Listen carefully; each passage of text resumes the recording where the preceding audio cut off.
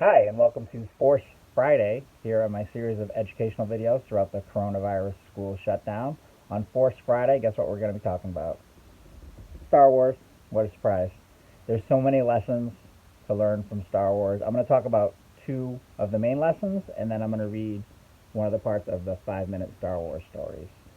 So one of the biggest lessons in Star Wars is the Force, right? It's the idea that everything is connected. And it's actually been proven that all the universe is connected. And we're seeing that now, right?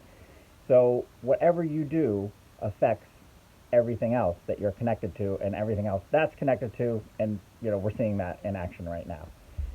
And the other big theme in Star Wars is the dark versus the light, good versus bad, right? And we all have that potential within us, right? We all have the potential to make dark side decisions or light side decisions. And, the dark side is fueled by fear. Anakin made some choices out of fear and he went to the dark side. The light side, that's when you're calm, at peace. It's really hard sometimes to stay in the light side, but I'm hoping we can all remain positive and calm and helpful with each other throughout this coronavirus and be on the light side. All right. So without further ado, I'm going to read the part. Our journey begins. The droids C-3PO and R2-D2 were having a bad day. The evil empire, led by the Sith Lord Darth Sidious and his second-in-command Darth Vader, had taken control of the galaxy. Imperial stormtroopers had attacked C-3PO and R2-D2's ship, and the droids had only narrowly escaped Vader's clutches. Now they were stranded on the desert planet of Tatooine with no hope of rescue. "I've got to rest before I fall apart," C-3PO complained. What a surprise, C-3PO is complaining. R2-D2 turned down a dark, rocky path. "Where do you think you're going? This way's much easier," C-3PO said, pointing to the opposite direction. But R2-D2 just beat back at his friend. He was on a mission, and he couldn't be stopped. "What mission? What are you talking about?" C-3PO asked. R2 wouldn't answer, so the golden droid refused to follow him. Soon the little blue and white astromech droid had left C-3PO far behind. There's R2 going about his way. But the rocky path was dangerous, and R2-D2 rolled right into a trap. With an electrified blast, a small Jawa scavenger, "Ochidi!" froze R2-D2. The droid could not move. There. Jawas carried R2-D2 into their sandcrawler. The little droid was surrounded by salvaged junk and other strange droids. R2 was worried. Where were the Jawas taking him? Luckily, R2-D2 wouldn't have to find out alone. The Jawas had captured C-3PO, too.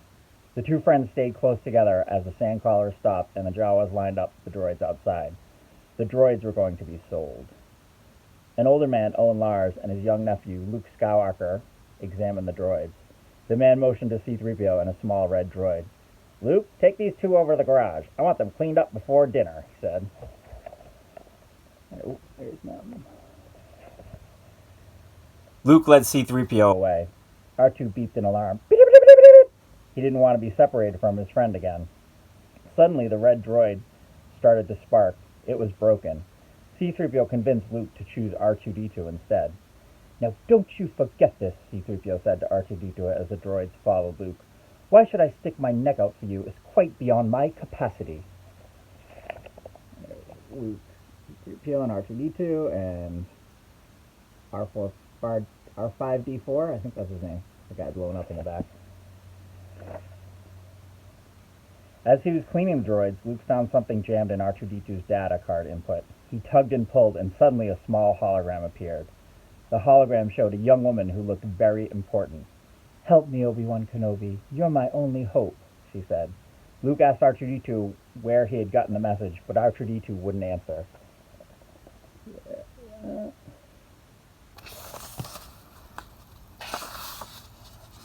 Luke asked his aunt and uncle about Obi-Wan Kenobi at dinner. The only Kenobi Luke knew was Ben Kenobi, an old man who had lived out in the desert near Luke's family for as long as Luke could remember.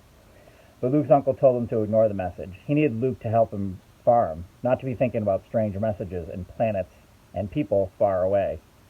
Luke was frustrated. He walked outside and watched as the sun set beyond the desert. He had hoped that R2D2's message would be the start of an exciting adventure that would take him away from the boring life he had always known. But it looked like he would be stuck on Tatooine forever. There's the dinner, and then you can imagine.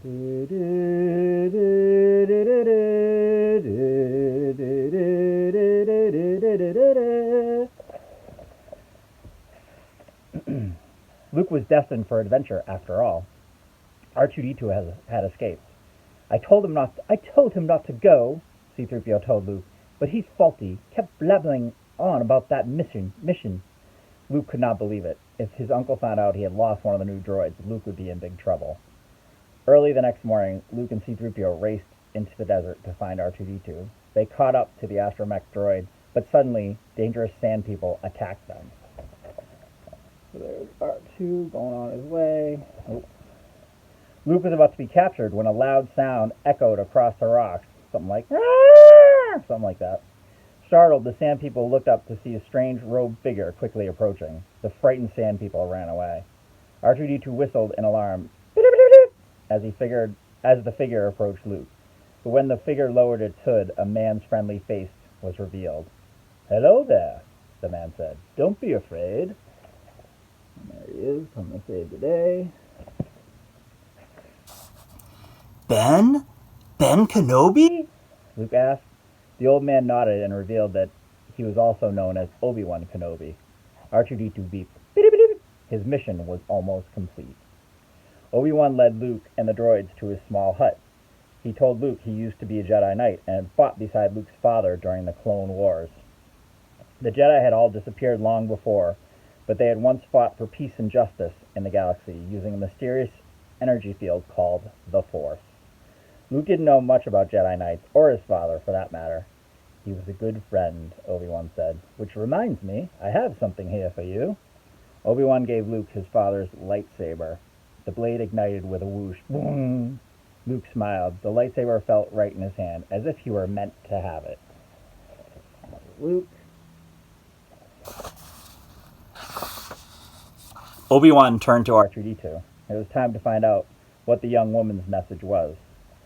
With a simple push of a button, the hologram reappeared, but this time R2D2 played the full message. The young woman, Princess Leia, was part of the rebellion that was fighting against the evil Empire.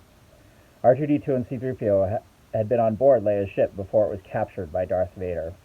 Princess Leia had hidden important information in R2D2's memory banks before the two droids escaped. She needed Obi-Wan to take R2D2 safely to her home planet of Alderaan to help the rebellion.